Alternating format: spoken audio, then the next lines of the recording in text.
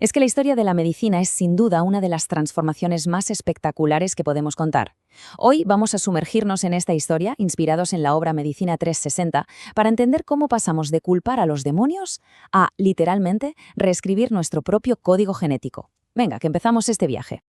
Y es que esta cita de Roy Porter, lo clava, ¿no? La medicina es una historia de la humanidad, porque al final no hablamos solo de ciencia, estamos hablando de la historia de nuestra propia lucha.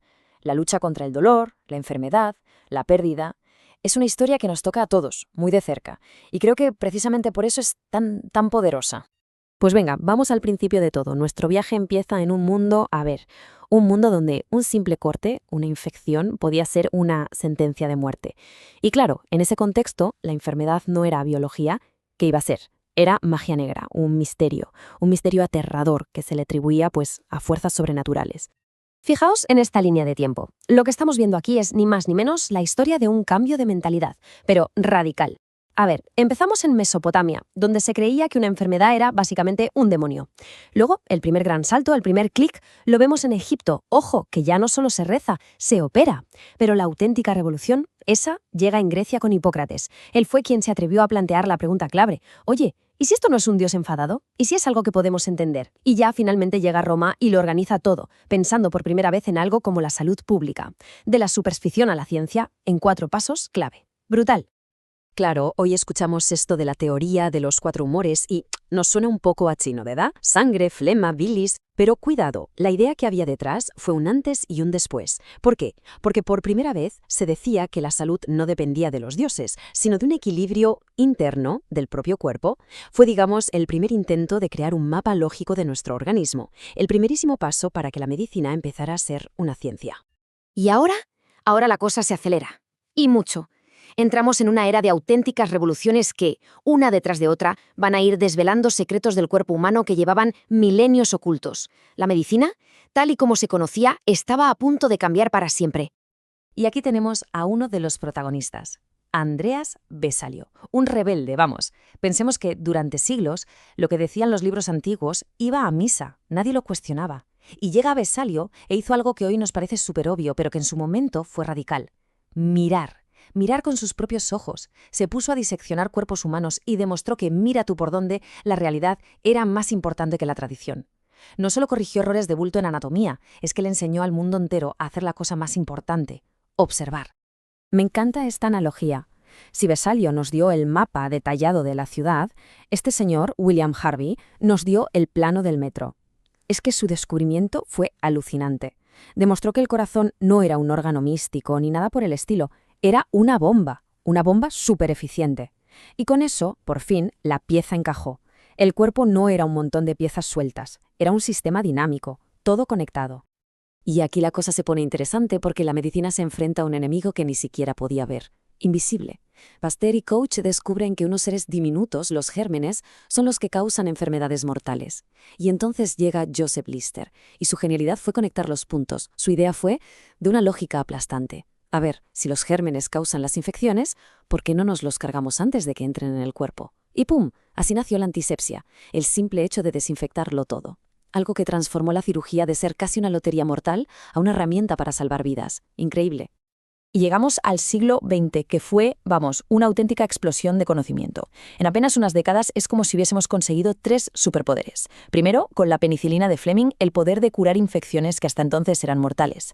¡Boom! Después, con Watson y Crick, el ADN, o sea, el poder de leer el manual de instrucciones de la vida. Y finalmente, con el primer trasplante, el poder de reemplazar órganos y, en cierto modo, de desafiar a la propia muerte. Casi nada.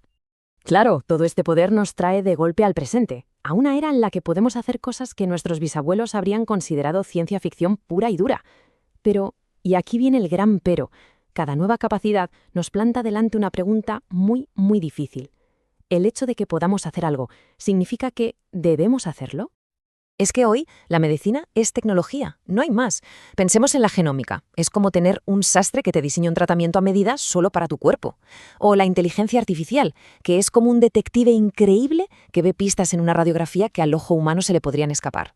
Y por supuesto, la telemedicina, que nos trae al médico a casa, da igual donde vivamos. Todo esto nos lleva a una medicina que es personalizada, predictiva y cada vez más accesible.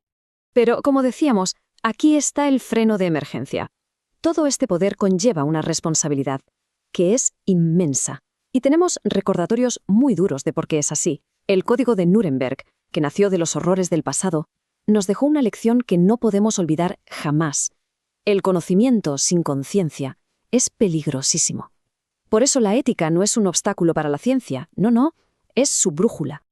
Y todo este camino nos conduce a la que es probablemente la idea más revolucionaria de la medicina actual. La idea de que nuestra salud no termina en nuestra piel, va mucho más allá. Es hora, por tanto, de ampliar el foco, de abrir el zoom. ¿Y si la salud humana no es algo aislado? Es que esta pregunta, que parece sencilla, lo cambia absolutamente todo. Siempre hemos pensado en nuestra salud como algo propio, ¿no?, separado del resto del mundo. Pero, ¿y si no es así? ¿Y si la salud de los bosques, de los océanos, de los animales, está íntimamente ligada a la nuestra? La respuesta que le estamos dando a esta pregunta está ahora mismo redefiniendo el futuro de la medicina. Pues bien, la respuesta tiene nombre, es este concepto, una salud, o One Health en inglés. Y la idea en el fondo es súper simple, pero a la vez es revolucionaria. La salud de las personas, la de los animales y la del planeta no son tres temas distintos, no, son una sola cosa, un único sistema donde todo, absolutamente todo, está interconectado.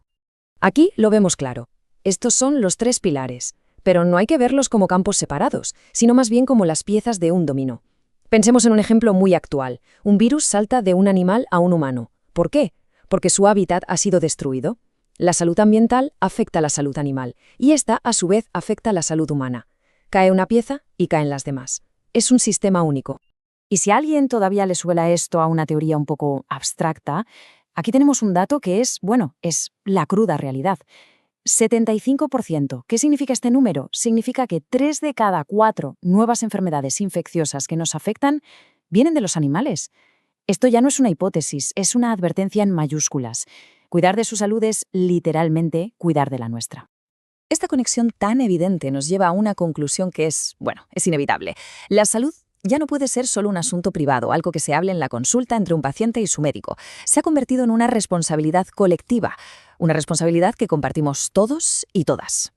Vale, muy bien. Pero, ¿cómo llevamos esto a la práctica? Pues el enfoque Una Salud nos da una hoja de ruta bastante clara. Primero, vigilar, pero no solo nuestra salud, sino la del planeta entero. Datos, humanos, animales, ambientales, todo junto. Segundo, educar. Necesitamos entender esta conexión desde pequeños. Y tercero, y quizá lo más importante, colaborar. Que médicos, veterinarios, biólogos, ecologistas, que todos hablen el mismo idioma. En resumen, se trata de dejar de mirar nuestro ombligo y empezar a pensar en la salud de una forma global. Hemos hecho un viaje increíble, ¿eh? Desde la magia y los demonios hasta la genómica. Cada paso ha sido un capítulo en esta historia fascinante de la medicina.